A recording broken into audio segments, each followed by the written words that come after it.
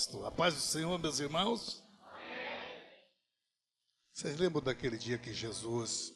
Ô Montino, Deus abençoe os pastores. Pastor Yosef, que bom. Oh, meu Deus. É bom te aprender tanto, né? Zé Roberto, eu fico feliz em vê-lo hoje aqui. Queria muito estar contigo. Tivemos em Wiesbaden, na Alemanha, e o pastor Isaías tinha convidado o irmão, mas era justamente no período da concentração da seleção lá em Frankfurt, e ali o Wiesbaden fica do lado. Não conseguimos estar juntos, mas hoje estar aqui é uma alegria. Agora deixa eu fazer um parênteses aqui. Vocês lembram aquele dia que Jesus, veio uma mulher cirofenícia para Jesus e disse: Senhor, cura minha filha. Jesus olhou para ele e disse: nós, judeus, não é bom deitar o pão da mesa para os cachorrinhos aí, né? Se a cirofenícia era cachorrinho, imagina um japonês, não é? Mais longe ainda, né? Deus traz um judeu para falar e a gente é enriquecido. Aí vocês vão comer hoje as migalhas que caem da mesa. Está sem dente? Sorria pela fé, meu irmão. Vamos lá.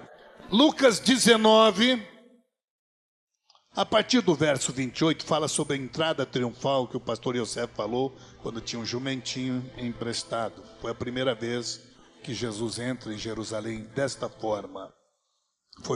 Jesus foi muito perseguido, foi caluniado, foi criticado, mas a única vez que ele entra de uma forma que até a Bíblia chama de entrada triunfal de Jesus, está nos capítulo 19 de São Lucas, poderão ver também em Mateus 21, ou em Marcos 11, e em João também, rapidamente, ele cita no capítulo 12.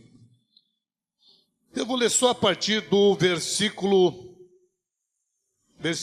37. 19 e 37. E quando já chegava perto da descida do Monte das Oliveiras, toda a multidão dos discípulos, regozijando-se, começou a dar louvores a Deus em alta voz por todas as maravilhas que tinham visto, dizendo: bendito o Rei que vem em nome do Senhor, paz no céu e glória nas alturas.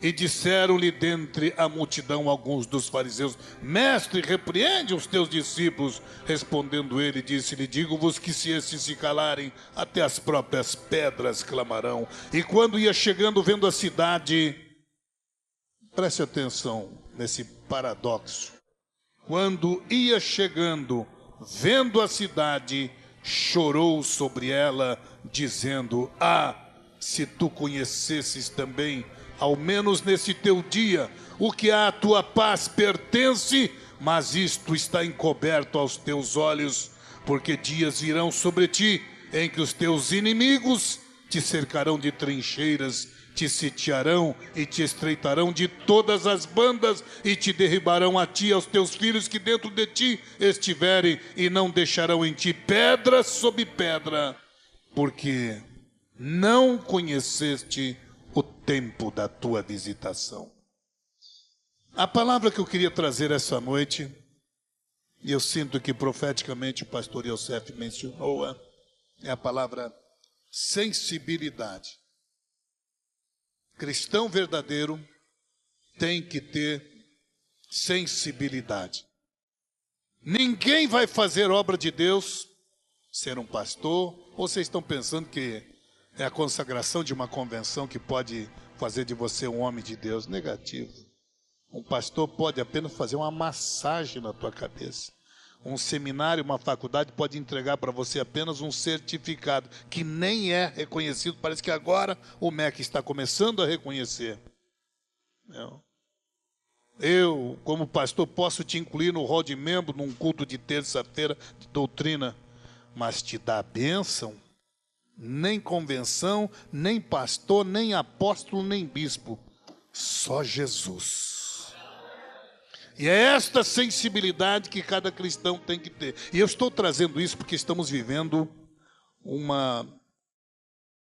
qual é a palavra que eu posso usar aqui? Estamos vivendo uma transição, e posso dizer, perigosa. Quem estuda um pouco a história da igreja sabe que quando a igreja passou de perseguida à igreja oficial, ganhou em número, mas perdeu a qualidade. E nessa situação, Deus prefere poucos e poderosos do que muitos e fracos. E é nesse sentimento que eu gostaria de conversar com esta geração. Eu estou já quase, como diz aí, pendurando as chuteiras na linguagem do Zé Roberto, na linguagem futebolística. Mas fui de uma geração, como já contei para vocês, como eu comecei como pregador, aí envergonhado de ir para a igreja, comecei a frequentar os cultos ao ar livre. Naquele tempo tinha os famosos cultos ao ar livre, naquele tempo também não tinha equipamento de som, mesmo que tivesse, não tinha onde ligar a tomada, a gente fazia cultos na rua. Silvio Santos estava começando, então ainda dava para domingo à tarde fazer os cultos e ainda havia uma certa frequência. E é por isso que eu sou meio desse jeito gritador, porque eu fui dessa escola. Não tinha equipamento, não tinha microfone. O melhor equipamento que tinha, a gente dava glória a Deus no microfone, saía aleluia nas caixas. Eram equipamentos de má qualidade. E eu já tentei até, né? É por isso que eu sou gritador assim. Eu fui dessa escola, tentei mudar, mas alguns irmãos começaram a dizer, caiu da graça. Então voltei a pregar gritado de novo, não tem jeito. Pena que a voz não ajuda mais, vocês estão vendo essa voz rouca aqui, são 45 anos pregando a palavra do Senhor. Bem, meus irmãos, e não vou parar, porque eu não prego por emprego, muito menos por profissão. Eu prego por paixão. Eu prego por gratidão, ó meu Deus. Pregar para mim não é trabalho. Pregar para mim é gratidão ao meu Deus, porque eu fico pensando, se eu tivesse nascido no Japão, sou filho de japoneses, se eu tivesse nascido no Japão, talvez estaria bem, é a segunda maior economia do mundo. Estaria exportando radinho de pilha, gravador, DVD, videocassete, relógio, automóvel, máquina fotográfica, tudo. Mas eu não teria, eu tive no Japão, aquele povo tem tudo. Mas falta a eles o que tem de sobra aqui nessa madrugada. E eu nasci nesse Brasil e Deus me pinçou, Atos 9,15. Tirou do meio da minha parentela e me transformou num pregador. Eu tenho que ser grato ao meu Deus, meus irmãos. Prego por absoluta paixão. Faço evangelismo por paixão. Porque é a única maneira que eu tenho de agradecer, meu Deus, pela salvação da minha vida. E Deus me constituiu pregador, desse meu jeito simples, mas Deus me constituiu pregador. E o que eu quero dizer a você, que um dia eu estava no lugar onde você está. Eu quero declarar e profetizar, um dia você estará no lugar onde eu estou. E Deus tem pressa, meus irmãos. Estamos vivendo os minutos finais desta dispensação. Deus tem pressa. Eu quero agradecer a meu Deus por estar cumprindo o meu ministério, não acabei minha carreira. A fé a gente guarda no sentido de proteção, mas estou combatendo um bom combate. E espero que Deus possa levantar os pregadores da 10ª hora, que são vocês que estão aqui. E essa sensibilidade, só vocês podem ter esta noite. Se não tiver sensibilidade, não poderá ser um obreiro de Deus. E aí eu trago a leitura de um momento interessante, um momento de alegria. Jesus, que em tantas ocasiões foi apedrejado, zombado, criticado, esbofeteado, rejeitado, ele entra num momento ímpar, num momento singular. Ele entra e a sociedade não o rejeita. A Jerusalém, que estava habituado a rejeitar, a criticar, a não aceitar Jesus, de repente há uma reviravolta. E olha que a cidade estava apinhada de gente. Era a festa dos pães asmos, era a festa do tabernáculo. Peregrinos de toda a região da Palestina convergiam para Jerusalém. A cidade estava no seu momento de festa. Milhares de pessoas estavam ali participando de uma festa espiritual. E Jesus entra, como já disse nosso irmão Yosef, num jumentinho emprestado. E quando ele entra, nunca entrou dessa maneira, sempre foi de outra forma, a pé, mas agora entra com o carro 0 quilômetro. Porque naquele tempo o jumento era um automóvel, era o melhor que tinha, e nunca tinha sido usado, 0 quilômetro. Ele entra montado no jumentinho e a cidade começa a aclamá-lo. Nunca fizeram isso. Tiraram suas túnicas, tiravam as túnicas e faziam um tapete no chão, arrancavam ramos de galhos e colocavam as folhas no chão, flores espalhavam entre ramos e galhos e túnicas e mantos, e Jesus andava na cidade que o aclamava, gritando: bendito o Rei que vem em nome do Senhor, glória a Deus nas alturas e paz na terra. Imagina, nunca houve isso, meus irmãos.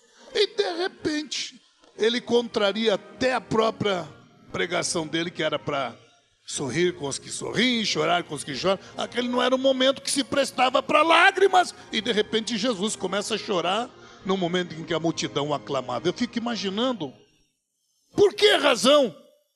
E eu quero aqui levar cada irmão a esta palavra: sensibilidade. A Bíblia diz que Jesus, vendo a cidade, versículo 41, chorou sobre ela. Ora, como? Se a cidade o elogiava, se era uma vez diferente das outras, porque nas outras ele era criticado e apedrejado, mas desta vez a cidade o elogiava, e no momento em que a cidade estava apinhada de peregrinos, o povo aclamando: bendito o Rei que vem em nome do Senhor, glória a Deus. Irmãos, isso desde os dias de Esdras e Neemias, Jerusalém nunca tinha presenciado tamanho avivamento como estava acontecendo naquele momento, quando Jesus entra na cidade, no capítulo 19 de São Lucas. De repente Jesus começa a chorar. Irmãos, sensibilidade. Espera um pouquinho, Jesus não era de chorar. Se vocês lerem a Bíblia, sabe quantas vezes Jesus chorou em todo o seu ministério? A Bíblia só registra 2 ou no máximo 3 vezes. E se a gente for estudar, vai perceber que é pelo mesmo motivo. Mas se você não tiver sensibilidade, você não vai entender por que Jesus chorou. Vamos falar de uma religião exteriorizada. Vamos falar de um momento exteriorizado, onde as pessoas vão na igreja hoje mais para ver o doutor fulano de tal, bacharel fulano de tal, PhD em divindades, mestre em teologia. Ou quando vai na igreja para ver cantora fulano de tal. Camarada, quando não dá mais nada lá no mundo, vem para a igreja e ainda faz sucesso. O ex fulano de tal, o ex... Não sou contra, glória a Deus que eles vêm para a igreja. Mas hoje tem crente que só vai na igreja para ver o show do fulano, até paga, shows pagos. E aí a gente vai vendo uma mudança num cristianismo que nesta fase de transição começa a tomar uma outra conotação, quando nós vemos que uma igreja que já foi perseguida, eu vi apedrejamentos de igreja no início da minha fé, agora ela passa a ser reverenciada, respeitada até pela classe política, pelas lideranças, pelas autoridades. Eu quero falar nesta madrugada, já dizer de manhã, sobre sensibilidade. O que levou Jesus a chorar? Se ele na vida toda chorou no máximo 2 ou 3 vezes. Então vamos tentar rever as vezes que Jesus chorou. Uma delas foi aqui. Era um momento que não se prestava para lágrimas. A multidão estava alegre, gritando o seu nome. Não é possível ele chorar. Pois ele começa a chorar dentro de Jerusalém. A segunda vez foi quando um amigo dele, um amigo a quem ele amava, seu nome Lázaro, ele chega num túmulo que também não era para chorar. Se ele sabia que dali a poucos instantes Lázaro estaria ressuscitado, por que ele chorou antes, vendo aquele corpo? Então vejam, se vocês tiverem sensibilidade, vão perceber que todas as vezes que Jesus chorou, foi pelo mesmo motivo, pela mesma razão. Querem saber a outra vez? A Bíblia não diz que ele chorou, e não vou fazer essa afirmação, mas possivelmente Jesus tenha chorado quando ele estava outra vez do lado de fora da cidade e olhando para Jerusalém na penumbra da noite, começa a dizer: Jerusalém, Jerusalém, que mata os meus profetas e apedrejas aqueles a quem eu tenho enviado. Olha a sensibilidade. Quantas vezes quis te juntar como uma galinha junta os seus pintinhos, e tu me recusaste. Ele não estava se dirigindo a Tiro, a Sidão, a Cafarnaum, a Betsaida. Ele não estava se dirigindo a Sodoma ou Gomorra, mesmo porque nessa época já não existiam. Ele estava falando não com Beirute, não com o Líbano. Ele estava falando com a cidade santa, com o povo santo, as duas vezes, com o povo de Jerusalém, Urussalém, lugar santo. E a outra vez, um amigo seu. Foram essas 3 vezes possíveis vezes que Jesus chorou. Jesus não era de chorar. Quando enfiaram cravos nas mãos dele, não chorou. Quando esbofetearam ele, não chorou. Na via dolorosa, quando estava as suas costas sendo rasgadas pela chicotada, chibatada, cuspido, esbofeteado, pontapé, socos, Jesus chorou, meus irmãos? Na cruz, não chorou. Aliás, no caminho teve até forças ainda para advertir as outras pessoas, dizendo: mulheres, por que chorais por mim? Chorai por vós e por vós. Mas a Bíblia não diz que ele chorou. Então, entendendo a sensibilidade, vamos levar mais numa sociedade materialista, já que você tem sensibilidade. O que é? O que são lágrimas para cada um de nós? Para o cientista seria nada mais do que uma composição de NaCl com H2O. Água, em linguagem corriqueira, água e sal de cozinha e um pouco de proteína. Mas vocês entendem? Agora vamos levá-los à sensibilidade. Vocês acreditam que choro é apenas o gotejar de H2O, de água mais sal? Não. Isso é para a pessoa fria, que não consegue entender que Deus tem interesse nele. As 3 vezes que Jesus chorou, 2 com certeza, uma terceira, imagino que tenha chorado, foi pelo mesmo motivo. Não foi pelos ímpios, foi pela Jerusalém. Não foi por inimigo, foi por um colega seu, Lázaro. E se Jesus sabia que dali poucas horas Lázaro estaria ressurreto, por que é que ele chora? É porque Jesus estava vendo em Lázaro milhões que moram aqui em Osasco, em Carapicuíba, em Barueri, milhões que estão morrendo sem Jesus chegar a tempo. Eu espero que você entenda e tenha esta sensibilidade, e eu sei que você tem, senão não estaria 3 horas da manhã aqui nesse culto. Deus te trouxe porque você tem sensibilidade. Aleluia. Quais foram as razões que levaram? Vamos mexer com a sua sensibilidade, meu irmão. Quais foram as razões que fez Jesus chorar, montado naquele jumentinho, ramos no chão, túnicas, cobertores, mantas, lençóis, folhas, palmas? O que fez Jesus chorar? Ele devia estar olhando muito mais longe do que aquelas palmas, daquelas folhas, do que aquelas túnicas. O que fez Jesus chorar? Eu quero mexer com a sensibilidade de cada irmã, cada irmão. Jesus devia estar olhando muito mais longe do que o grito de Hosanas, aquele que vem em nome do Senhor, o grito de louvor da multidão. Jesus devia estar olhando muito mais longe do que aquele sorriso daquela multidão que o aplaudia. Vamos mexer com a sua sensibilidade. O que levou Jesus a chorar? Hein, meus irmãos? Se Jesus não era de chorar por qualquer motivo, nem por qualquer razão, eu quero levá-los a esta sensibilidade. O que fez Jesus chorar num momento em que não se prestava para isso? Não era momento de lágrimas, era um momento de alegria. Era a única vez que Jerusalém o aclamava e o recebia, ao ponto de fazer um tapete para recepcionar. Era coisa que nem homens como como Júlio César, ou César, ou os Herodes da vida estariam recebendo, e Jesus começa a receber isso. O que fez Jesus chorar? Quero levá-los à sensibilidade. Eu, na minha maneira simples de analisar, eu acredito que por algumas razões Jesus chorou. Por isso eu não quero levar no campo da superficialidade. Eu quero aprofundar os irmãos nesse sentimento que não poderemos ser pregador, presbítero, diácono, ancião, pastor, se não tivermos esta sensibilidade. Primeira razão pela qual Jesus chorou, eu quero levar isso para o assunto de hoje, esse momento que nós estamos vivendo em transição. Jesus chorou por causa da superficialidade do louvor.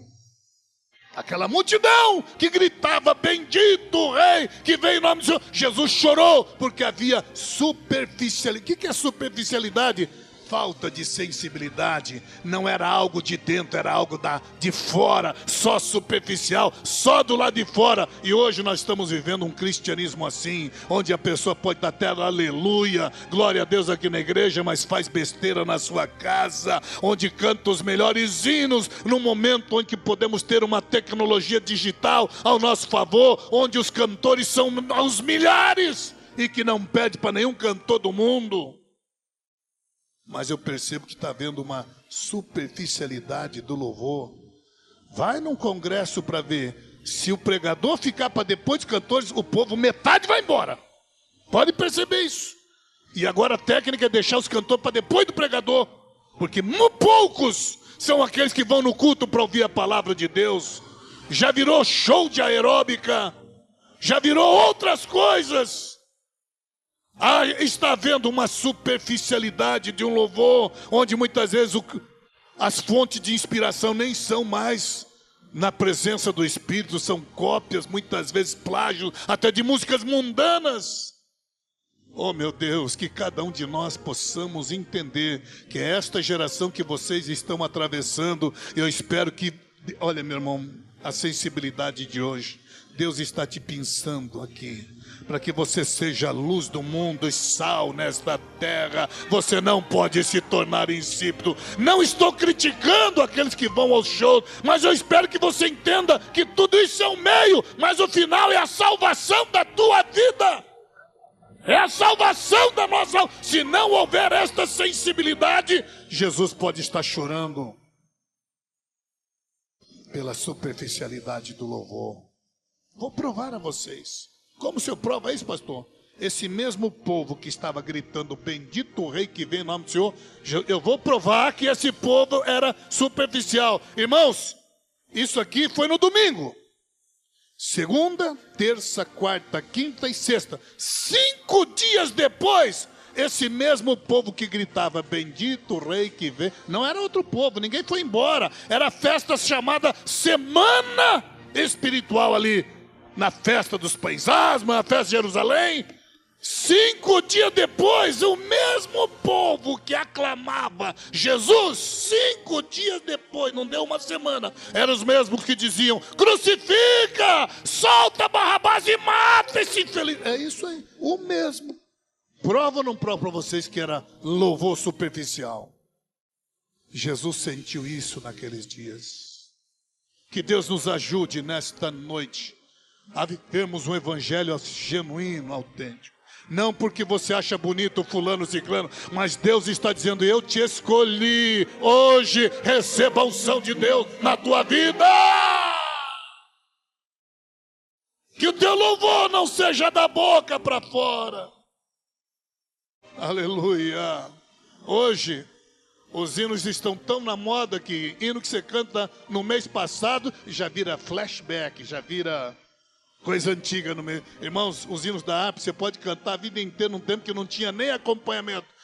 Quando dirigi a primeira congregação só tinha um bumbo e um triângulo, ou coisa ainda desafinada. E o povo cantava. Cantava com a alma. Hoje temos hinos maravilhosos, mas eu espero que não seja só da boca para fora. Que hoje até aeróbica cristã. Ei, ei, ei, Jesus é nosso rei, Jesus é Salvador. Eu espero que você não esteja vivendo esse louvor superficial, mas que você possa arrancar das tuas entranhas um momento de adoração a Deus. Aleluia, rebachobacambas. Vou provar para vocês louvor, superficialidade, louvor. Segundo, superficialidade de uma religião. Esse povo era religioso, que estava em Jerusalém, não estava ali para o carnaval, não estava ali para o Mar de Graça, não estava ali para uma festa carnal, ele não estava ali para festa do, como é que é? Shopfest, como é que é? Oktoberfest, micareta, não estava para isso. Eles estavam em Jerusalém para uma festa espiritual, eram religiosos. Então eu vou provar que era superficialidade da religião. O que vale para você? Sou da Breia, sou da Batista, Quadrangular, Metodista? Hein? O que vale para você, meu irmão? Nós estamos aqui por quê? O que vale para nós? Vejam que era superficialidade, aquele povo era religioso. Mas 5 dias depois eles estouravam em ódio. Mata esse miserável, cruze. Irmãos, eram religiosos. Provo para vocês que era superficialidade da religião. Os mesmos que gritavam, bendito rei que vem, em nome do Senhor, em sorrisos, colocando seus mantos, suas túnicas, as folhas de árvores e as flores, eram agora 5 dias depois, com ódio no coração, dizendo, mata esse homem, crucifica esse homem. Superficialidade da religião. Eu espero que você não seja um desses, que aqui dá glória a Deus, mas daqui a pouco vai na internet para ver pornografia. Que Deus te converta esta noite, que Deus possa fazer de você aquele que lê a Bíblia e não tem que estar buscando revistas pornográficas embaixo do teu travesseiro. Que Deus te abençoe nesta noite, que não seja um louvor de línguas estranhas aqui e daqui a pouco falando sonoros palavrões antes de chegar na tua casa. Que Deus nos ajude a não termos um louvor e nem uma religião superficial.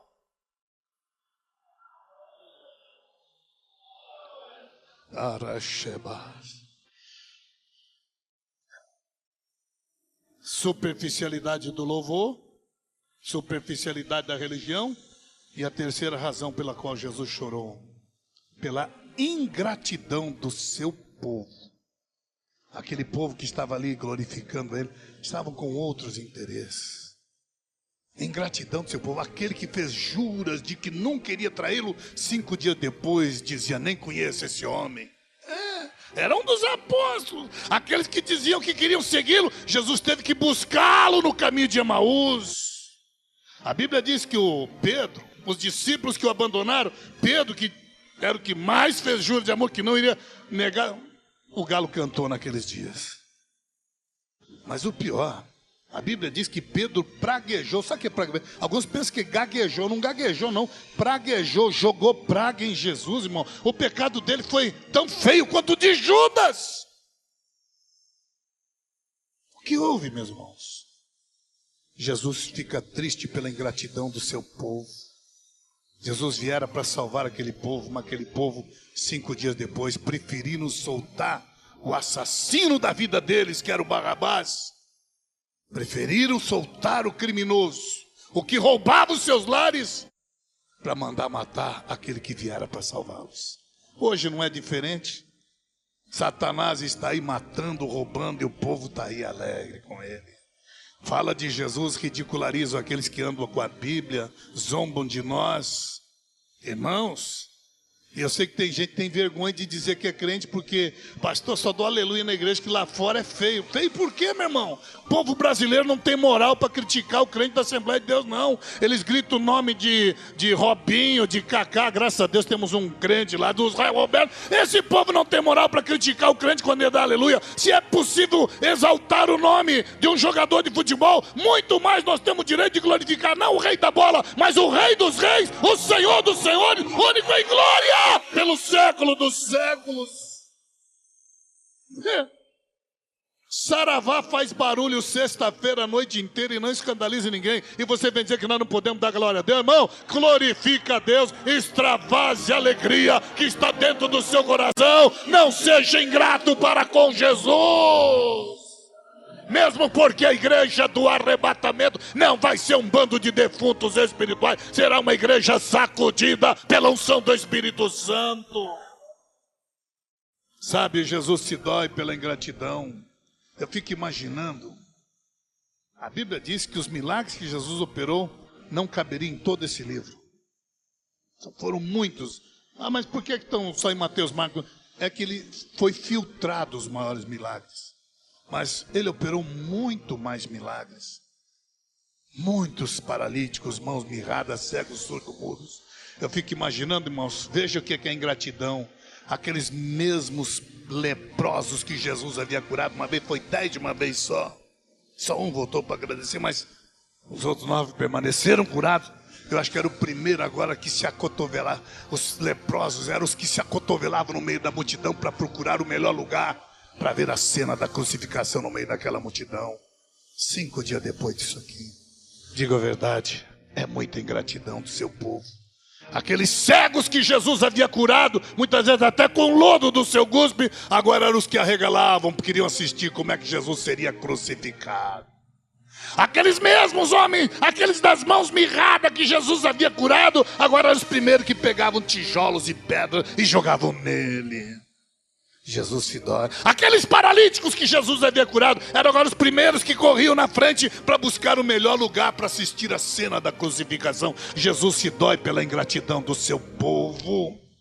Irmão, continue agradecendo a Deus. Diga o que o povo quiser dizer. Chame você de maluco, de doido, de fanático, meu irmão, mas nunca deixe Jesus. Não seja ingrato. Eu fico horrorizado quando a pessoa caminha tantos anos, de repente a Bíblia diz que aquele que perseverar até o fim será salvo. Meu irmão, se você desanimou em algum ponto da jornada porque alguém lhe decepcionou, porque alguém lhe aborreceu, porque alguma coisa não está indo bem lá na tua casa ou na tua igreja, olha, irmão, o pastor pode te decepcionar, teu marido pode decepcionar, teu filho, tua filha, teu pai, teu marido, teu irmão, o teu noivo pode te decepcionar, mas Jesus não te decepciona nunca. Não seja ingrato para Jesus. Não seja ingrato para Jesus. Mas eu vou dar a razão final pela qual Jesus chorou. Vamos repetir: pela superficialidade do louvor, pela superficialidade da religião, pela ingratidão do seu povo. Mas em quarto e último lugar, aqui está no versículo 42 a 44, uma das razões pela qual fez Jesus chorar. O povo que estava ali não conheceu o tempo da visitação de Deus. Eles não sabiam que aquele homem que estava andando naquele jumentinho era o próprio Deus. Meu pai me cobrou dizendo: meu filho, por que você não é budista como toda a sua família e tradição? Eu digo: pai, eu não posso ser budista. Deus não é tão mesquinho que tem que se prender. Se eu sou negro, Jesus tem que ser africano. Se eu sou asiático, Jesus tem que nascer no Japão ou na Índia. Se eu sou branco, Jesus tem que nascer na Alemanha ou na Ucrânia. Não é isso. Deus não é tão mesquinho que tem que ficar preso à fronteira geopolítica. Deus é o Criador do universo e nasceu em Israel. Ele é o meu... Mas por que você acha que é Jesus? Eu disse: porque Buda também não era do Japão, Buda era da Índia. Mas não é isso que me fez deixar o Buda e seguir Jesus, pai. Então ele disse: o que foi? Eu disse: é que Buda, antes de morrer, disse: estou em busca da verdade. Isso não é bom, meu filho? É, mas eu tenho coisa melhor, pai. Jesus não disse: estou em busca da verdade. Jesus disse: eu sou a verdade, eu sou o caminho, eu sou a vida. Conheço o tempo da visitação de Deus. Conheço o tempo da visitação de Deus. O povo de Israel não reconheceu que aquele homem que estava no jumentinho era Deus. O tempo da visitação de Deus chegou ao Brasil.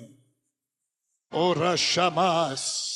Sabe por que Deus coloca um judeu aqui? É porque esse é o país maravilhoso que acolheu gente de todos os lugares. Sabe por que Deus colocou um japonês aqui? Porque Ele queria que os japoneses um dia voltassem ao Japão e pregassem aos japoneses. Que os italianos voltassem para a Itália e pregassem para a Itália. Deus está fazendo isso. Deus está levantando obreiros poderosos. Vamos ficar em pé e vamos agradecer ao Senhor nesta noite. É o tempo da visitação de Deus. Ele chegou na tua vida.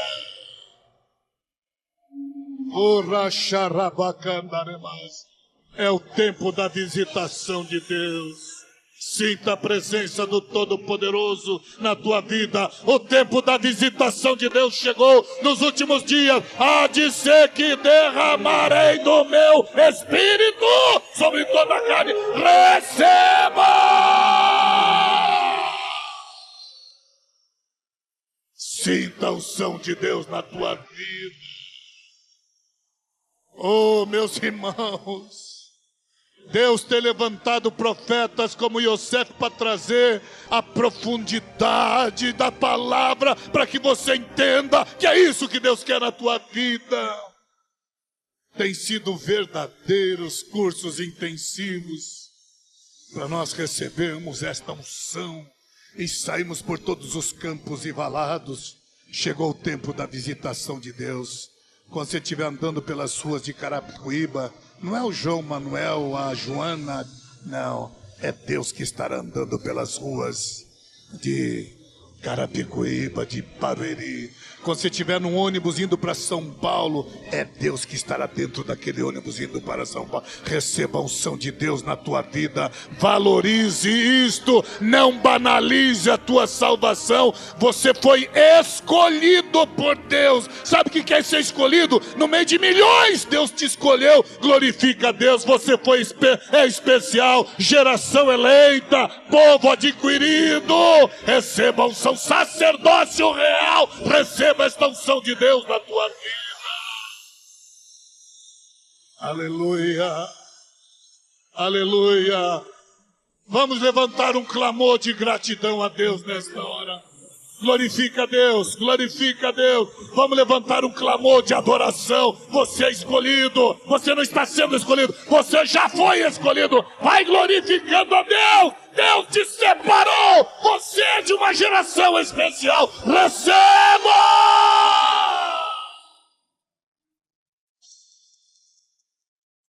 Chorabacandaremas. Senhor meu Deus, aqui está esta multidão, estes jovens que estão nesta madrugada de vigília, buscando a tua glória, buscando a tua unção, buscando o teu poder, buscando a Deus, esta unção especial. Derrama a tua glória, derrama a tua unção, derrama o teu poder sobre esta multidão. Ora shahare hamas. Derrama a tua unção especial. Prepara estes jovens para enfrentar escorpiões, serpentes. As forças do inferno estremecerão quando este exército glorioso sair pelos campos e valados. Derrama, reveste com as armas celestiais estas jovens, estes homens, esta multidão que aqui está, meu Deus. Derrama a tua unção especial. Derrama a tua unção especial. Ora marabachela cantarema. Ora carabachela. Aleluia. Aleluia. Aleluia. Aleluia. Glorifique a Deus. Por alguns segundos, glorifique a Deus. Deixa Deus operar. Você está recebendo dons espirituais agora. Deus está te revestindo com as armas celestiais. Eu estou ministrando agora. Pela fé, receba!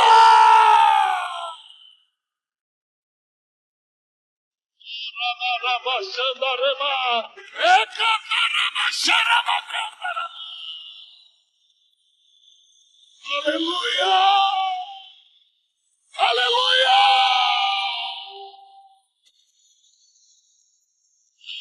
Rabaixa.